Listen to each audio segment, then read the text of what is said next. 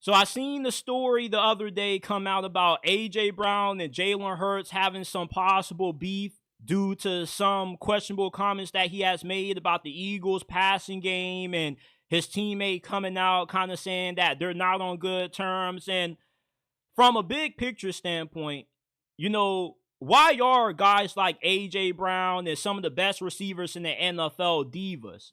And I think the answer is pretty simple why these wide receivers are divas. And that's because they want to make plays. Nobody wants to be out there as a receiver doing cardio, because that's pretty much what you're doing when you're not getting the football. Imagine running 30-yard posts, 40-yard go routes, and you don't even get a single chance to touch the football until late in the third quarter, early in the fourth quarter of the game. That can be very frustrating. Receivers aren't out there to block. If you're a running back and you're not getting the football, that's a little bit different because you're not getting tired that fast. But if you're a wide receiver and you're doing all this running to get no action, of course you're going to get frustrated. When I was playing receiver in high school, I knew a bunch of guys, myself included, who used to get irritated when they weren't getting the ball thrown their way.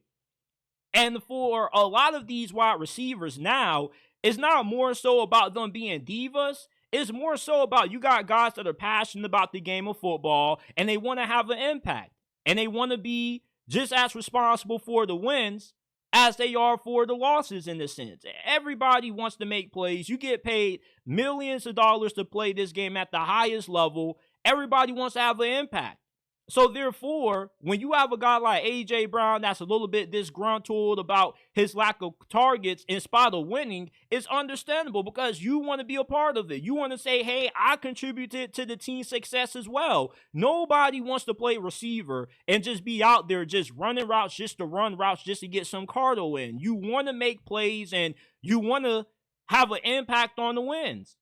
AJ Brown is one of the best receivers in the game. It shouldn't be that hard to get him involved. Call a few bubble screens, call a few slant routes. Like you don't have to just force feed AJ Brown the ball early just to appease him. But it doesn't take that much to get the brother a little bit into the game, because what you do when you don't get a wide receiver like AJ Brown involved is that the more the game presses on, and the lack of targets he continues to receive, he kind of starts to disassociate himself from the game. He kind of gets a little bit out of it. He doesn't have the same intensity when it comes to run blocking. He isn't running routes with the same passion as what he was earlier, because he pretty much is saying, hey, if they're not going to throw me the football, the hell am I out here doing this for? That's mentality that you kind of get when you play receiver and you're getting no action. You kind of get cold. And Tom Brady talks about this really often when he broadcasts and commentates a lot of these NFL games. He always says, hey, you want to get your star receivers involved in the game early so they don't tap out on you late. You want to keep them involved. And he used to always say, he always used to want to find a way to get Randy Moss involved, rather if it be a 5-yard slant, a 3-yard drag, just get the brother into the game. Make him feel like he's a part of the game plan, because when you get a guy like AJ Brown that's not getting a lot of action and you're just running the football, and then when you do choose to pass it and you do go his way and he has a weird drop, you can't really be shocked because you weren't giving the guy any targets at all to begin with. So, of course, he's going to be a little bit cold. You want to keep your receivers in the game. Do receivers have a little bit of an attitude issue? Of course, but they're just passionate about the game. At a high school level, a lot of these new generational players that are coming into the league, it all starts at high school. These guys have an attitude where they want their hands on the football. They want to be able to control the outcome of the game. So therefore, you kind of have to somewhat appease them. You can't be paying these guys all this money talking about how great they are, but then come Sundays, you only want to give them 3-4 targets a game. You have to prioritize involving your star receivers in today's game of football with these new generational players that are entering this league, because when you don't get them involved, they tap out of the game, they lose a little bit of their edge, and you don't want that to happen. And that kind of just happens when, you don't really get much work. You kind of zone out of the game. You can say, well, JT, these guys are getting paid millions. They need to be giving it their all. It's easy for you to say that. But when you're in the game and you're doing all this running just to get no action, imagine running a 30-yard post, then you got to run a 15-yard out or a 10-yard in, and you're doing this repeatedly over and over again for about 30, 40 plays. You're getting tired as hell, and you get no work until late in the third quarter, early in the fourth quarter. Of course, you're going to be a little bit zoned out because it's kind of like, what the hell am I doing all this for if nobody's going to throw me the football? Would you not get frustrated if you're out there just running routes just to run routes? I would.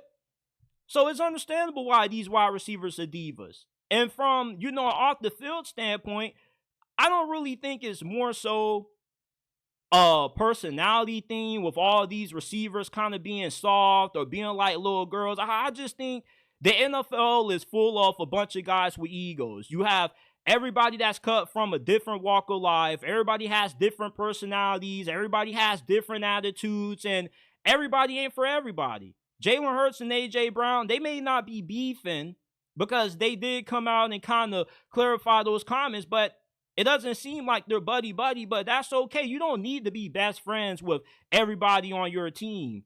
Everybody's getting paid to do a job. At the end of the day, as simple as the sport is what these guys play, it still is a job.